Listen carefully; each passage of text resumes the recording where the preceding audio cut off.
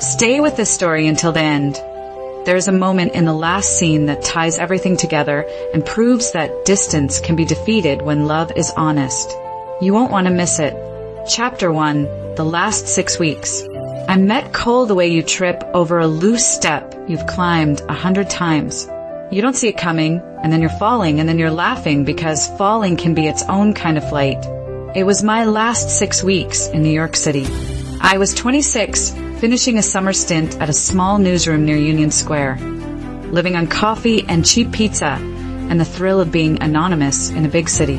One night, after losing a trivia game with coworkers, I wandered into a corner diner with neon that hummed like it had stories of its own. Cole was there, feeding quarters into the jukebox that always skipped on track 7. He pressed the glass with his palm and joked about the machine having trust issues. He asked what song I wanted. I asked for Silence. He laughed, picked a slow track anyway, and slid a plate of fries in my direction. He said he was a sound engineer for a podcast studio by day and a dreamer with a messy apartment by night. I said I was a reporter who still believed words could fix things. We talked until the diner started stacking chairs. We agreed on something simple. 6 weeks can be a season. No promises past that. We would explore the city in the way people do when they know time is short, loudly and tenderly. Simple rules just to keep the peace. The rules did not stand a chance.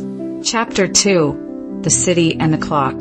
Everything we did felt like it was happening for the first and last time. We ate slices on the curb, the oil soaking through napkins and onto our hands. We walked the High Line at dusk, the city glowing like it had its own heart.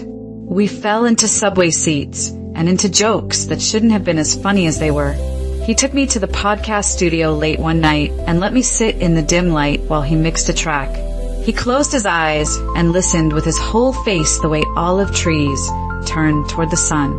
I hadn't seen anyone listen like that since I was a kid and my mom read me stories.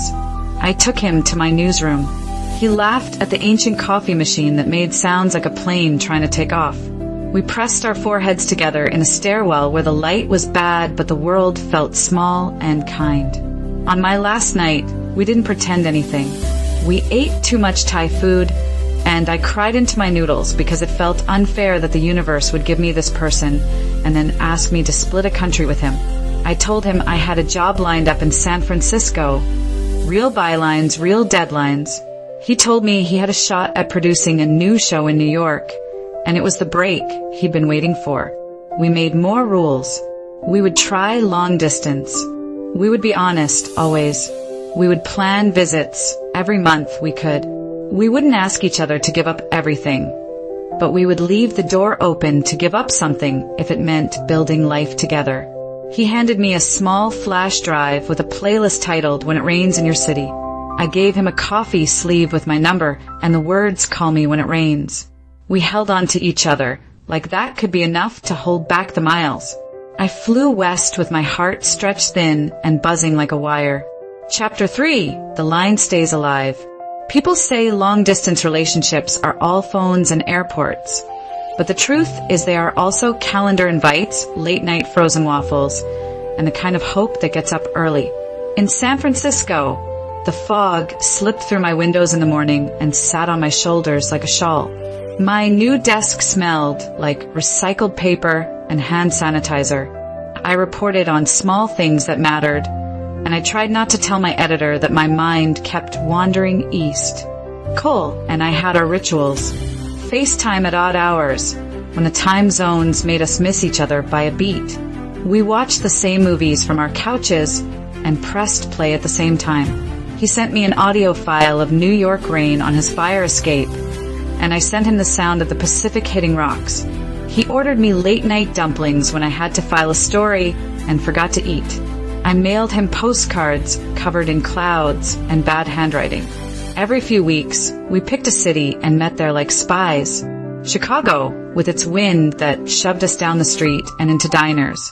Austin in the heat, where we danced in a bar that didn't care we were strangers. Those weekends felt like borrowed time.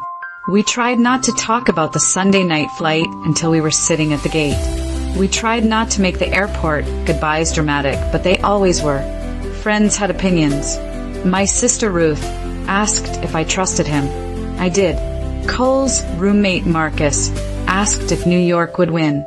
I said it wasn't a competition, but some nights it felt like one, and I didn't like that feeling. More rules, new promises, the steady drum of work. The line stayed alive, even when the days pulled hard in opposite directions.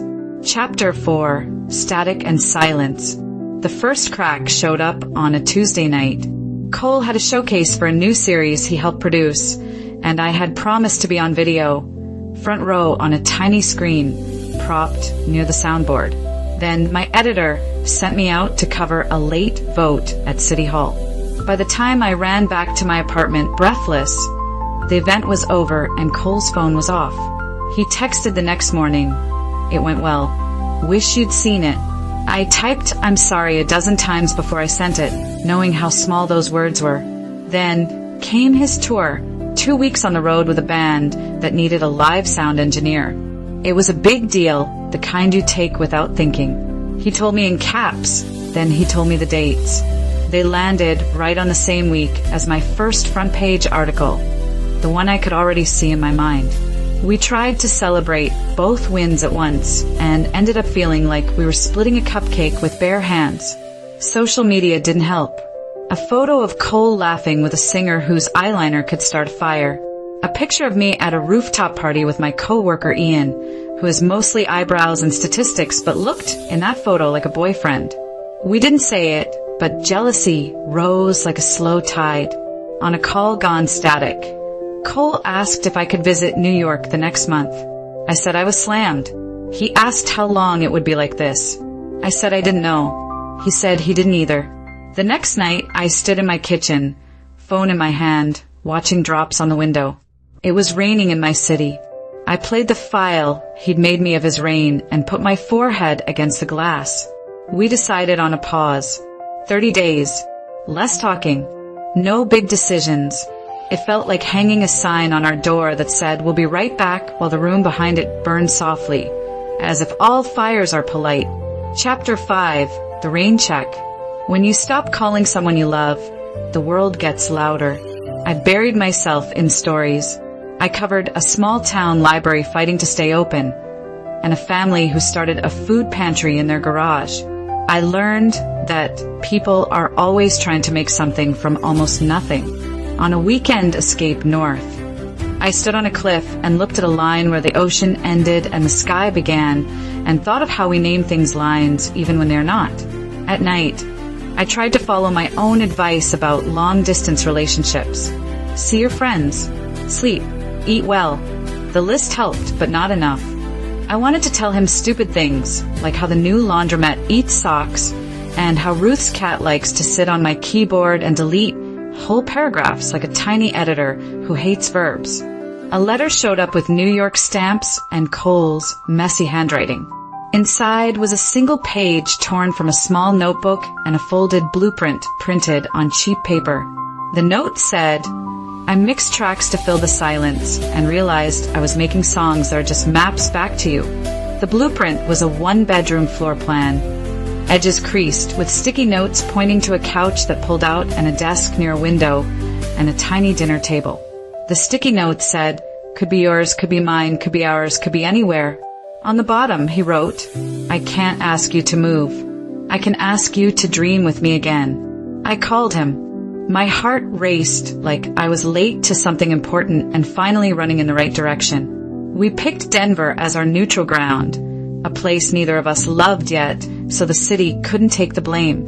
In the hotel lobby, we stared at each other like we had never seen each other before, and also like we'd known every version of each other. We sat and talked about math, numbers, costs, miles, time. But then we talked about faith, not the church kind, but the kind where you plant seeds where there isn't much soil and trust something will grow because you'll water it every day. Chapter 6, The Plan and the Leap. At breakfast, I told him I had been offered a one-year fellowship in Washington, D.C., starting in the fall. It was better pay and a chance to learn audio reporting, which felt like fate tapping us on the shoulder. Cole said he had an offer to produce a national show if he stayed in New York, but there was a chance, small like a window in a basement, that some of the work could be remote. We built a plan on a napkin, a year with rules that weren't about endings, but about checkpoints. We would visit each other every 6 weeks, no matter what. We would save for the move fund, each dropping money into an account we named the bridge. We would say what we needed, not what we thought sounded easy. We would allow fear, but not let it drive. We would let our families in a little, because secret love has less air. Cole talked to his bosses and carved out remote days. I asked my editor for more audio pieces. He wrote me a theme song I played before interviews, and I sent him rough cuts with my croaky morning voice. We turned the distance into an open channel. He recorded the sounds of his city and mailed them like postcards. A sax player under a bridge, a kid laughing at a fountain. I sent back waves and birds, and the way the cable cars ring when the hills are steep and the tourists hold their breath. It wasn't easy. We missed flights. We got sick at the wrong times. We had a fight about a missed call. And even with the plan, the old fear returned like a low cloud. But we stood under it together, miles apart and not as alone as we used to be. The plan held. So did we. Chapter 7, The Distance We Keep. A year is a funny thing. It crawls, and then it sprints, and then one morning you wake up, and everything you promised is either real or it isn't. My fellowship turned me into someone who could tell a story in sound as well as words. Cole learned how to lead a team without losing the part of him that listens with all his bones. On our last scheduled visit of the year, we met in New York and decided not to treat it like an ending, but like the kind of beginning you say out loud. We sat in a small park where kids chased pigeons, and the pigeons were unimpressed.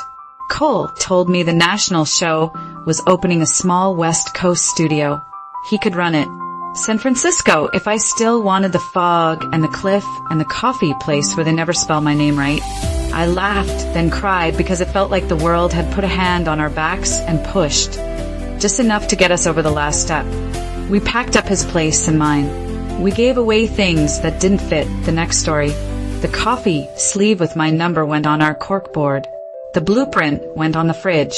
We rented a small apartment not far from the ocean, where the wind pulled at our sleeves on our first night and made us huddle together, grinning like idiots and not caring.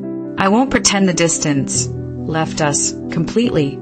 It moved into different corners. We still had days when work stole our voices and nights when we fell asleep on opposite sides of a couch, a laptop warm between us, deadlines heavy. But the distance was no longer the measure of what we didn't have.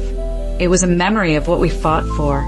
Cole produced a live show at a local theater, and I told a story on stage about a long-distance relationship that learned to speak softly and grow loud only when it mattered.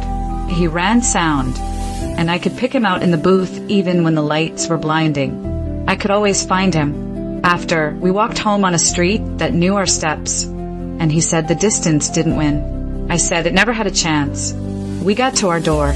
It was late, and the city was the kind of quiet that holds a small light in its hands. We went inside, and the first thing I heard was the soft, steady sound of our old playlist, When It Rains in Your City, still on a loop. It had rained earlier, and now the streets were shining. I stood by the window and listened. I thought of all the times I pressed my head to glass hundreds of miles from him. I thought of how effort is its own kind of love story, and how some distances teach you the language you need to stay. When people ask me what saved us, I say it was not magic. It was planning and kindness, patience, and the choice to answer the phone even when you were tired. It was small steps toward the middle, then a bigger step toward home. It was believing that love is not just a feeling, but a series of actions you repeat until they become your life. And on nights when the rain returns, when the city is soft and the ocean breathes in a steady way, we sit on the floor with our backs against the couch and let the sound fill the room. We are two people who went the distance until the distance had nowhere left to go. If you enjoyed this romantic tale, please subscribe to the channel, activate notifications so you don't miss new stories. Give the video a like, leave a comment with your favorite moment, and share it with someone who needs a hopeful love story today.